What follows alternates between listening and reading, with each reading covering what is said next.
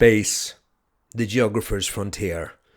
These are the episodes of Coffee and Geography, its ongoing mission to explore exotic new locations, to seek out inspiring people and innovative ideas, to boldly go where no podcast has gone before. I am Alistair Hamill, geography teacher from Northern Ireland, and this is your host, Kit Rackley. Hello everybody and welcome back to the Coffee and Geography podcast. I am here on a sunny March day. Spring is starting to arrive at one of the most furthest eastern points in the UK, and that is the town of Great Yarmouth. And I'm here at East Norfolk Sixth Form College to talk about sustainability with the principal, Catherine Richards. This is a place that I have visited quite a fair few times. I've been here for events, I've been here with students, and it's always a place that kind of appeals to me as some thing that's trying to build community, a sense of inspiration for the young people, and also a place that gives young people a voice in one of the most challenging areas in the country. So I've been really looking forward to this chat with Catherine for a while now. So would you like to step inside the college with me for a lovely discussion with Catherine?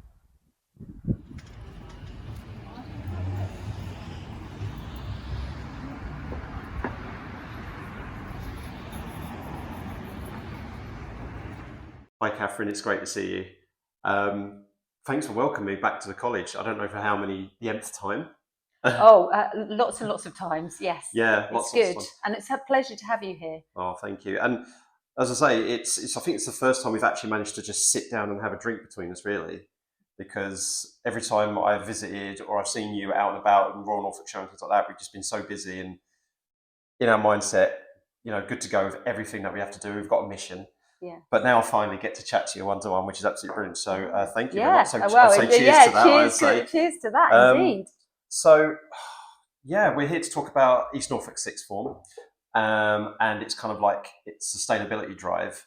What I would like to kind of gauge first of all from you, Catherine, is kind of like, because we've got listeners who mostly are from the UK, so they know what a sixth form college is. But for folks who don't know, describe to us what East Norfolk Sixth Form is, and what do we mean by a college? What do we mean by a sixth form? Okay, well, sixth form education in the UK is for anybody who's aged between 16 and 19.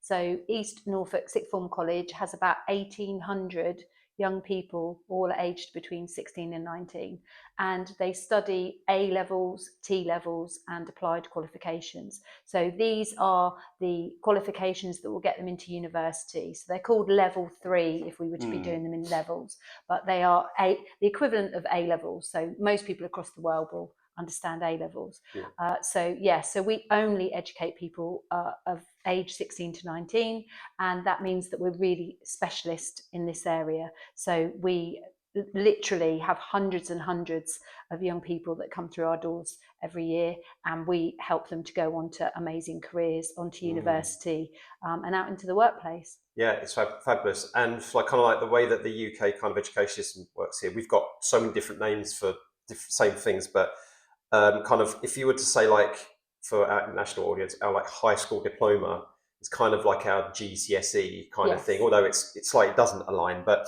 so we have that as our level 2 level. Yes. And then the next level above that is the kind of the bit and beyond which you focus on, which is the level 3. So that's the A levels, and then the vocational qualifications and things like that. And if you're wondering, folks, where that might link with anything a bit above, then degrees, you've got level 4 to 6. So if you complete an undergraduate degree, that's a level 6 qualification. So I'm just to give people a picture of the ladder there. And if they do, a part of a degree or a foundation degree, or they do a diploma, then that could be a 4 or 5. So that's just how it works, folks. But now you kind of know where they sit.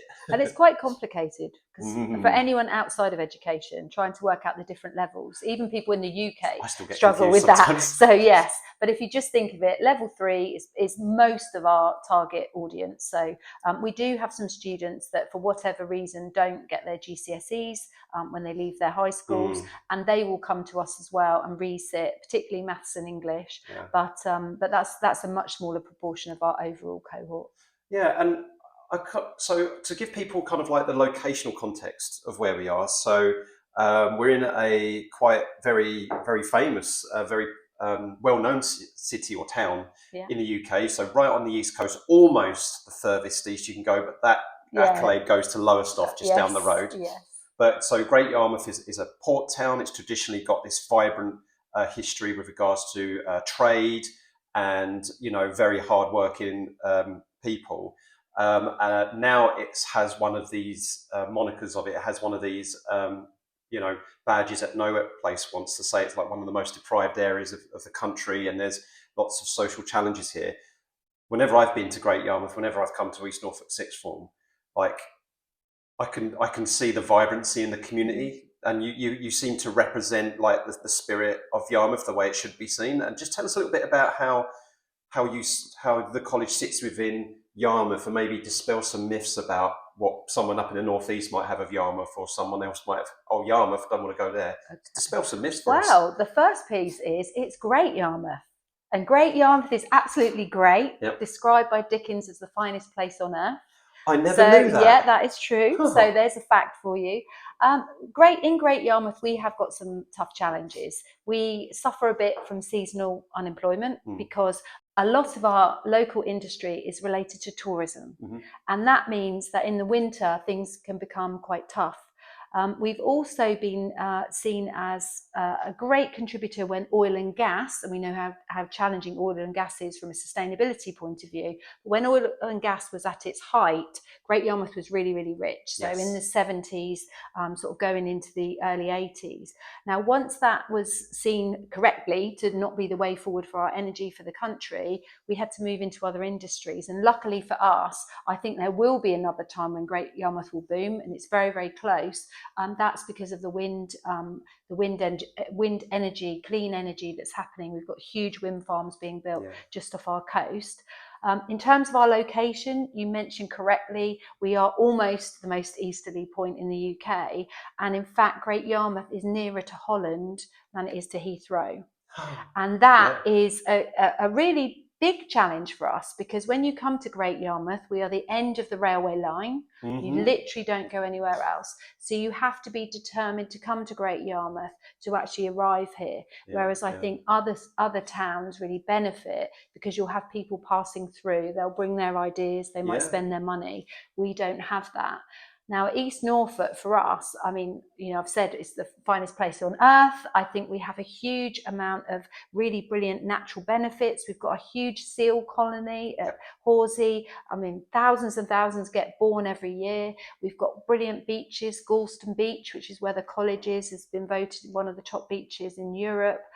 But at the same time, we sort of bring all of that into the college to make sure that our young people know that, the sky's the limit.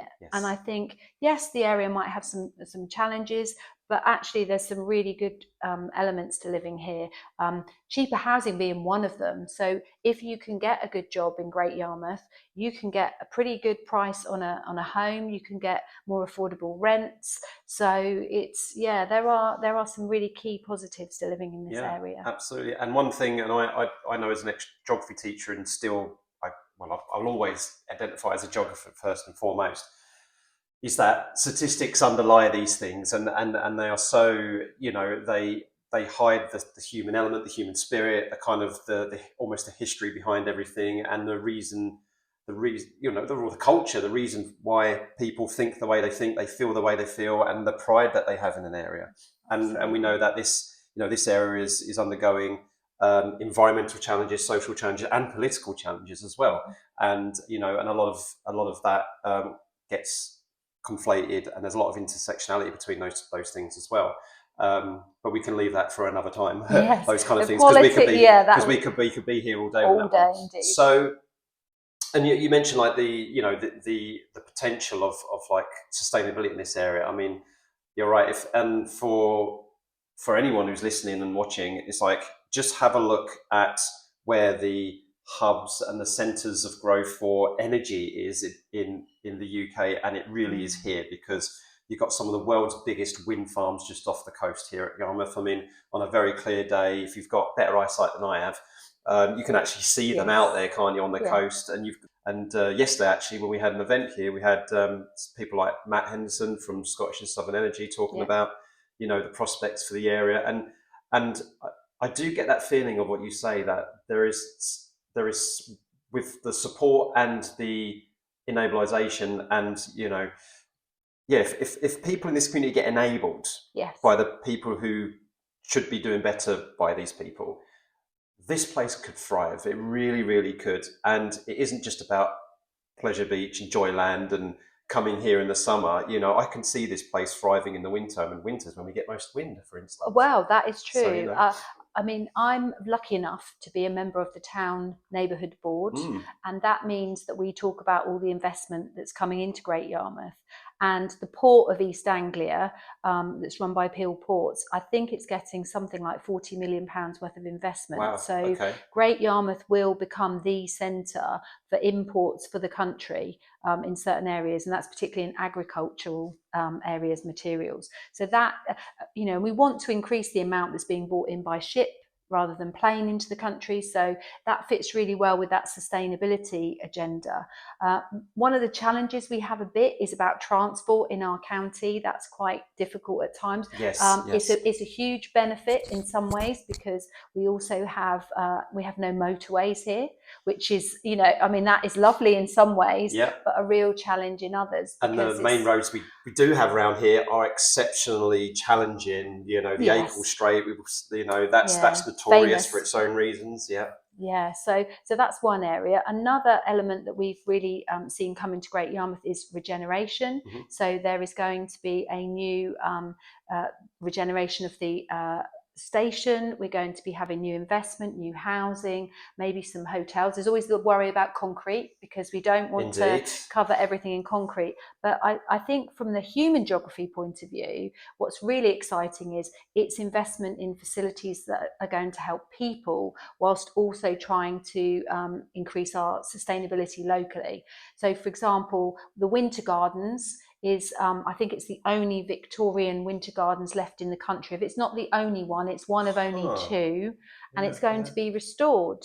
And it's going to be restored and have all sorts of attractions in there, some of which relate to ecology. I think they're talking about different plants that might go in there, education. So I think the whole time we're thinking about the town, it's not just a case of, we want to allow anything to come here. We want real industries that are going to help prepare the UK for the future. And I suppose my job as the principal here at East Norfolk is to make sure that our young people are prepared and understanding that these amazing opportunities are coming their way, and rather than move away from Great Yarmouth, what we want to do is get them to stay here and continue to build our economy. Let's now talk about the sustainability of the college and how you're kind of being you're leading by example to say, this is what not just what we can do as a building, as infrastructure, as a site, but this is what we can do as a community as well. Because that's one thing I love about speaking to you, to your staff, and I had lovely conversations with your students, just bumping into them yesterday at the event, and you do get a sense of community here. So I know that is a big part of also your sustainability drive. So I don't really know where you want to start, Catherine, really, but yeah, perhaps actually the community side of things. So in terms of, because people think sustainability is all about reducing your carbon emissions, it's enhancing biodiversity, and that's it. But if you don't bring the community along with you and get them involved, it means nothing. I think that's, I agree with you. I think that's the piece that I'm most interested in at the moment, is about how we really fully embed climate change education into the college. I think asking the students for their voices about ways we can be more sustainable, I think we have, and we continue to be really good at that. So we talk to them about how they can make positive changes in their lives, to make sure they're recycling more, to make sure they're switching off the lights, the traditional things that you would think about when it comes to sustainability. But we also try and get them to be a bit more innovative as well. So we've worked with local charities. So one project that they did was they were asked what we could do with the tops of milk cartons, and the students were given a challenge. We've got loads of these milk carton tops, what are we going to do with them? And they actually came up with a project where they turned them into dice, and I wouldn't have thought of anything like that. So sometimes it's that curveball of saying, young people will come up with some really amazing ideas that we have never thought of to actually improve our environment, and that was one that's really sort of stayed with me. And also they come up with things. So our textile students, our Aspire groups said, well, actually we want to look at how sustainable our fashion is, for example. So they've been doing clothes swaps. They've also been talking about the menu here. So for people who eat meat, then actually we've done some swaps to take out beef, and we've put in venison. Now, why have we done that? This is interesting. Yeah. Yes. So because of the problem in Norfolk with deer. So we work with an organisation called FWAG. We've helped to promote, and we've been swapping out meal choices. And actually for nature and the environment, having venison rather than beef is a really, really positive choice. Yeah, we had, so we were both at the Royal Norfolk Show last year, and we did a special coffee and geography there as well. And we actually spoke to someone from the Norfolk Farmers and Agricultural Guild, Norfolk Farmers and Wildlife Agricultural Guild. Yeah, I probably should know what FWAG stands for. Yeah, I just call them FWAG. Just for people who've not heard that acronym. But yeah, I mean, when I was first told about, so because when I found out you had venison on the menu, and I was just like, that's really interesting. How's that come from? And then when you said, and I was like, that makes total sense. Yes. Well, there is a huge problem in Norfolk. Literally, unfortunately, the deer are eating all of the crops. They're also damaging some of our really, really important plants because they don't mind what they're eating. And then you have the issue that these are free-range animals that are roaming across Norfolk. So how do you deal with that? Well, a really positive way to deal with it is that unfortunately they are going to have to be culled, is to actually put that into the food chain or use those animals in a really good way, because that is much more sustainable. It's very, very analogous to the reintroduction of wolves in Yellowstone. Something that's really close to my heart because I have connections with that area.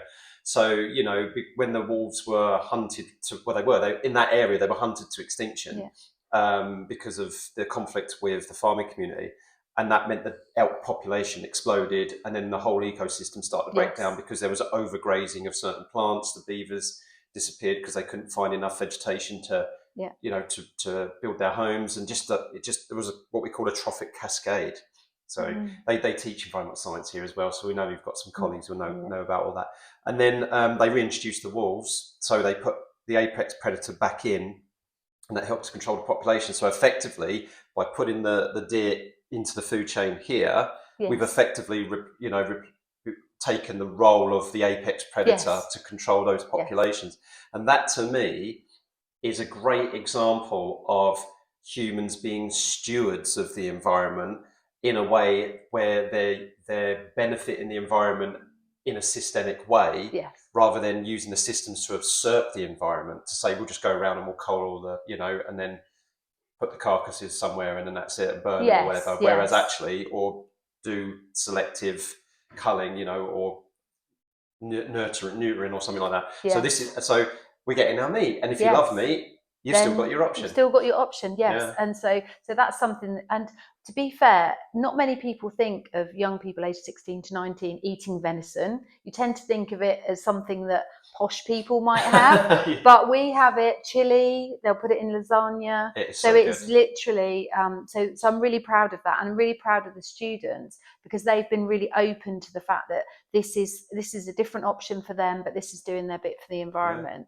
So certainly that's areas we've worked on. We've worked on the traditional areas that you would expect. So, for example, we have covered the place with solar panels, which is what you would expect from a sustainability point of view. But our classrooms are also very open, certainly in terms of the new ones, to show students how bits of say it's, I don't know, air conditioning or heat systems, how they're all working, what is the impact of them, how do they link to our solar panels, what does this mean in terms of our energy consumption. So we've tried to get students involved in thinking about all of these things, as well as just popping a solar panel on every building, because that has made a huge difference to us, not only because it's the right thing to do, but also financially, because anything we can do to lower bills means I can put that money back into the community. So it's a double benefit, really. So you would say then it is it is materialistically, you have actually been able to reinvest in education. Like the Yes. savings have been so significant that you've seen a difference to your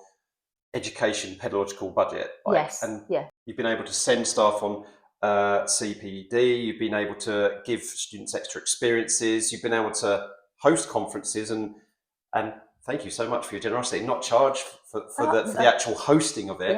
Yeah.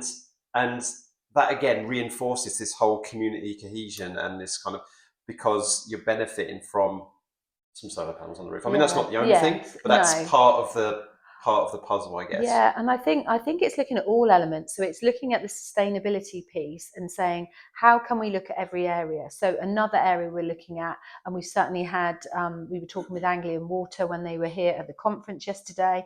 We've started really looking at how we're using our water. Yeah. What can we do? Are we using soakaways? Is it going back into the main drain and then actually contributing to pollution in our seas? Because that is a huge problem in Great Yarmouth. We've got lots of Victorian drains. All of the water from our buildings is going straight into the sewerage system.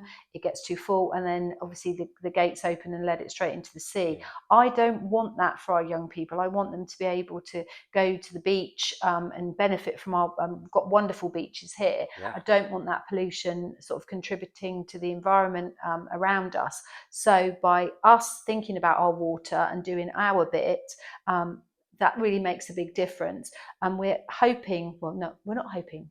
We will have in December a new building that's coming here, which will be used for some of our sports and our cadet activity. And I'm determined that's going to be net zero, or as near to net zero. And that includes water. So we're already looking and talking to the building contractor about how can we make sure we've got grey water being used in the toilets. How does this work with showers? What are all the mechanisms so that we end up with a building? Because I guess it's part of showing everybody that these things are possible. So putting solar panels on top of a building isn't just about doing that process. It's about saying, in Great Yarmouth, in a college, we've done this. Yeah. Yeah. It's not a theoretical piece. It's a practical thing that somebody can come and see. Yeah, and I guess the starting point, what I'm thinking of, when you've got schools which are either being retrofitted or even moving site completely, and and a lot of that is going on now because a lot of school, we do have a bit of a problem in the country, don't we, with school sites kind of like degrading so much, and there's not much funding. So when this opportunity comes around, I think the first thing to do is to just ask the question, says, I would like to investigate a grey water system. Yes. What is the possibility that can we change the pan slightly so we have more of a passive cooling and heating? Can we put some awnings over the south-facing window, with the slats across them, so they keep out the midday summer sun, but they let in the midday winter sun? Yes. So if you don't ask those questions and you're not involved in that kind of almost planning and prep kind of side of things, then they won't get done. So you just need to kind of being vocal about that and asking those questions, I think, would you say was a good first step? I think you're right. One of the things I think is really important is to be curious, professionally curious, and to be thinking of the buildings as your own. So I am really lucky. I've moved house, 8 years ago, and I moved into a house with solar panels. And I was really, really pleased about that.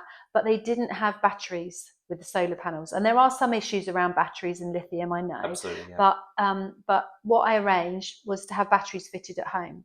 So I could see all of the benefits of having solar panel, the batteries, the reductions in your power use, how you could really benefit. So I was determined to bring it here. So I don't think of the college, okay, I am the principal. I've been here 11 years in August. I won't be the principal forever because one day I will retire.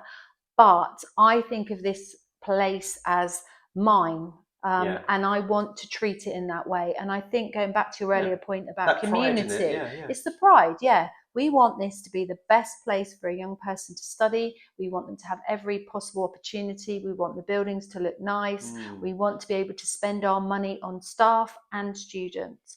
I don't want to be spending all of my money on electricity bills, for example, because that doesn't make anybody happy. I want to keep those things down. And to do that, it's about, you're right, being curious about every single aspect of the college life. So where are we getting our paper from? from? Why are we doing that? How much is it costing us?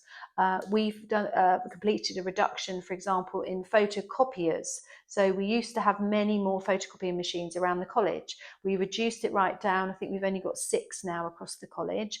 We did that deliberately, and a consequence of that behavioural change is our photocopying has also reduced, or we get it done in the reprographics area where they get better economies of scale, they have less waste. So it's looking at all of that in the round. Every single aspect of what you do needs to be looked at. But what's really interesting there is that you say, yeah, we've taken these photocopies away, and I must imagine there would have been some gripes, because there would be, maybe. Yeah, the staff have got used to it now, but possibly. That was my next point. My next point is, but then you suddenly reach a new equilibrium where you're like, well, wait a minute, I can see the point now. It's actually quite nice, and I know as an ex-teacher, it's actually quite nice to have a reprographics department. You know, as long as you, and actually, you just by removing some materialistic production over facilitation, you've kind of like brought your baseline down, and now people have settled into this new norm. And the word you said, it's culture, behavioural change. And sometimes you need that spark for that behaviour change, that culture change. And it may not necessarily mean taking something away. It can also mean providing something alternative, like we have a reprographics department instead, which can work on this in bulk.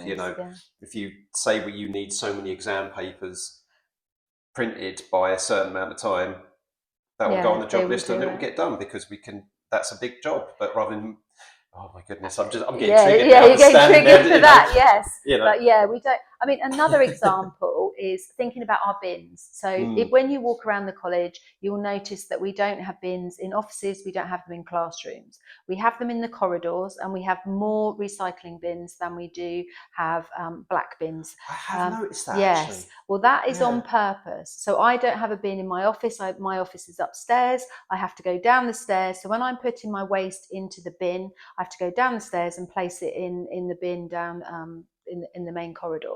Now that is a deliberate action, because that's then making me think every time I am taking a piece of waste, I can't just flick it into a bin right next to me. I'm actually having to make a conscious journey to put it in the bin. And then when I get to the bin, I've got the 2 choices, and virtually everything here, most things we can recycle, which we're really pleased about.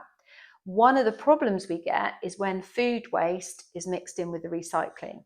So we've just introduced, because actually it tends to be the teachers that bring in lots of fruit and lots, banana skins and apple cores and things like that. So we've just introduced new food caddies. So we've said to the teachers, we're putting 6 in the college. So if you've got fruit or apple cores or anything else, and you want to put it in the food waste, then please use these caddies. And then obviously we're taking that and making sure that's recycled. So that came from a bit of curiosity about, are people putting the wrong waste, food waste into recycling? How can we solve that problem? Right. We're going to introduce the solutions bring new challenges, don't they? They do. Yeah, and that's okay. That's evolution.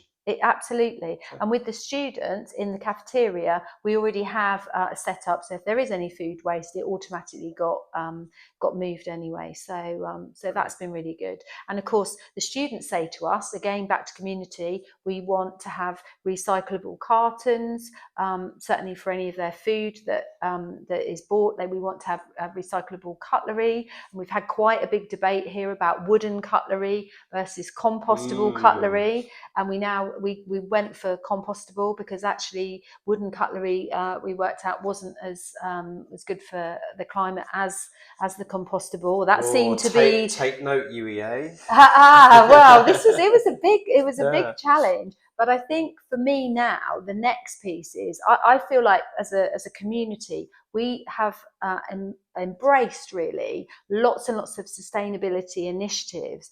I think my real piece of thinking, we did that at the conference yesterday as well, is about how do we now embed climate change education and why we are doing all these things into each subject. And that, if you could give me the amazing way to magically put it into all specifications, I would love it. I feel really confident with geography, environmental science, our sustainability qualification, our geology specification. But when it comes to thinking about, do our historians, for example, really understand what's happening with the climate? Do they? Do our media students who are using lots of photography and saving lots of files, do they understand the impact of saving their work on data warehousing and then the impact of that on the environment? And that's the challenge. I think for us to get to that really high level of understanding with young people, that's the piece of work that I want to do. And that's quite difficult. It is. Because teachers, I mean, obviously you're a geography teacher. Geography teachers tend to be more confident to teach these concepts. They have much more knowledge. They are able to present to their classes. But I think if you're teaching maths or you're teaching IT, would you necessarily have the vocabulary to talk about climate change or even the confidence? Because it's quite a difficult topic if you, as a teacher, don't feel confident to teach it. Yeah, you're right. It's an age, and we've got lots of different groups trying to address this. I mean, like yesterday, you met Tess Draper, for example, for Ministry of Eco-Education, who does amazing work trying to thread those curriculum links.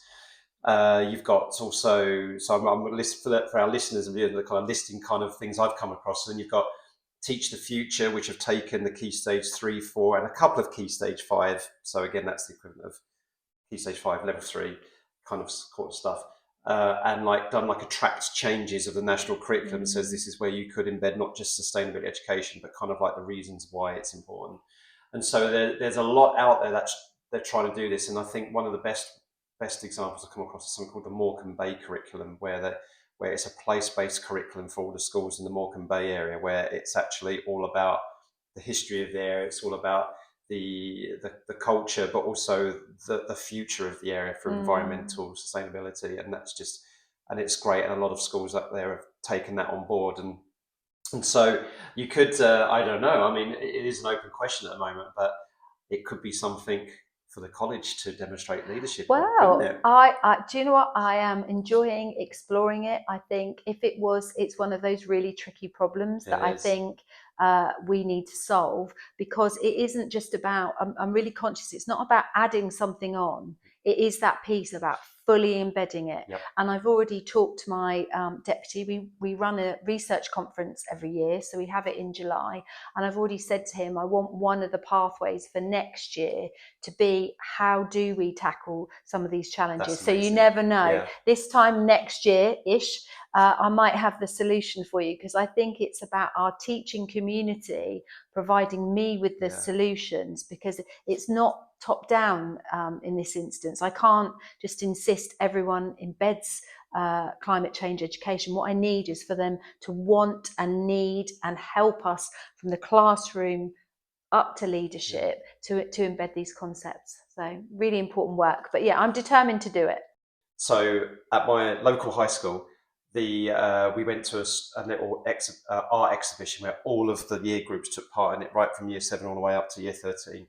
And it was all about environmental change. So we had little flowers made out of cans. We had this beautiful dress that had made of different like recycled prints and stuff like that. And so expressing environmental challenges through art like that. Yes. But that's just one example of that kind of thing. Yeah. What's next for you? What's next for the college, do you think, in terms of sustainability or your kind of your future drives to really kind of like build this resilient community that quite clearly you're doing a great job developing? Okay, I think for me it's definitely about embedding climate change education fully in the curriculum. And I've already talked to my deputy Simon about this, saying that has to be it. So it's about educating teachers even more and making sure they've got a really good baseline understanding of what is meant by climate change education, their vocabulary, and fully embedding it across all subjects. And I say that we have over 100 subjects. So this is not something that can be, no, it's not a small task. So I think that's the first piece. The second piece, I've really got an interest in water. I'm part of Water Resources East. That's a really useful organisation. So I feel as if that is, I mean, it's a crisis really that's heading in our direction. Climate change is going to mean that it is hotter. if it's hotter, we are going to have less water. And then, of course, we've got the extremes of water in the winter. So, and the east of England is the warmest, driest, average part of the country already. That's just going to absolutely get even more extreme. Yes. So I feel as if that's a really key area for us. I think continuing to be curious about our buildings, continuing to be curious about what our students are talking to us about. I would love to have loads and loads of students doing the sustainability qualifications here. I think they're really important. So I really want to push those to make sure that they're understanding what happens next. But I think Great Yarmouth has a really, really positive outlook, or certainly there's so much that can be done, whether that's supporting the environment through the energy industry, the clean energy that we're lucky enough to have here, or just through improving our local infrastructure, water, drains and so on. So I think it's a really good time to be in Great Yarmouth.